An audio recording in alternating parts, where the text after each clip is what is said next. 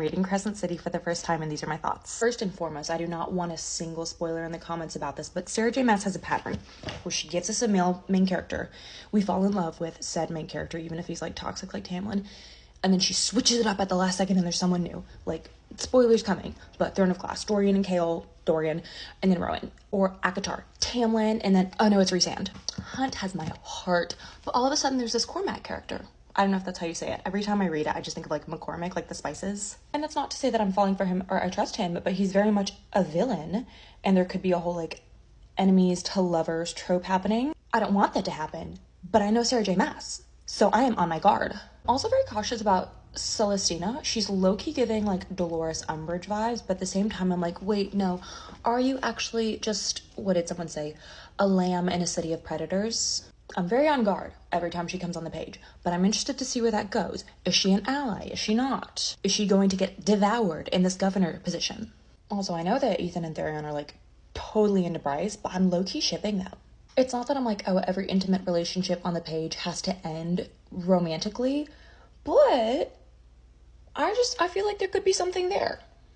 This one so far is feeling much more political, where I'd say the first one felt more paranormal, but I'm really enjoying it. Also, this one is having me question the rebels a bit. Not that I don't agree with them. I absolutely agree with them. Like, the hierarchy and the class system of this society is completely messed up. So, like, absolutely, I condone the rebellion. That being said, Ophion's a bit sus to me, and I'm like, are you just trying to replace a toxic government with a toxic government? I'm not sure. We'll see. I'm only about 40% done. Or maybe it's the idea of Pippa being so power hungry that I'm like, I don't trust her. But going from the context of the world building and the government that is established in the first book to this one, I really do appreciate that space that was taken, and also kind of the introduction of the Asteri.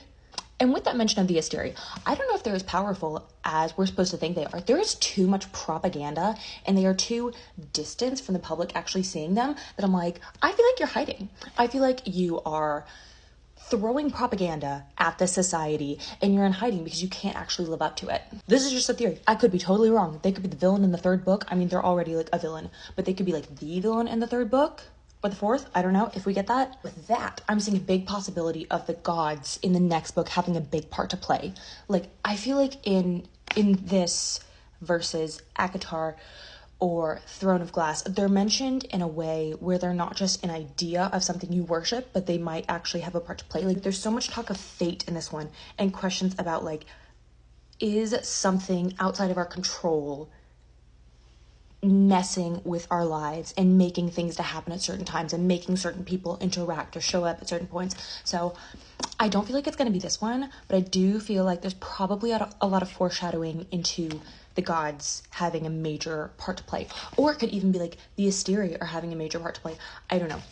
These are my theories. I'm really enjoying this one. I'm flipping through it. And also, when I started and Bryce and Hunt were like kind of not taking a break, but they were like taking it slow, I was like, I don't want that. And then I hit like chapter 21 and I was like, thank God. So they're no longer waiting for winter solstice, and that's what I want. But also a reason I don't trust Cormac is because after Bryce and Hunt's scents were like intertwined with each other, he was like, oh, well, like, how's that going to affect our ruse if people can like smell him on you? And I'm like, okay, you want like it to be you and her in public and like they can have each other in private, and now you're saying like they can't have each other in private? That's not what I want as a reader. And also, for the moment, unless Sarah J Maas pulls a Rhysand on me, I am fully Team Hunt. So that's my update on chapters 1 through 29, about 41% done. And all I'm saying is, having read other Sarah J Maas series, I'm cautious.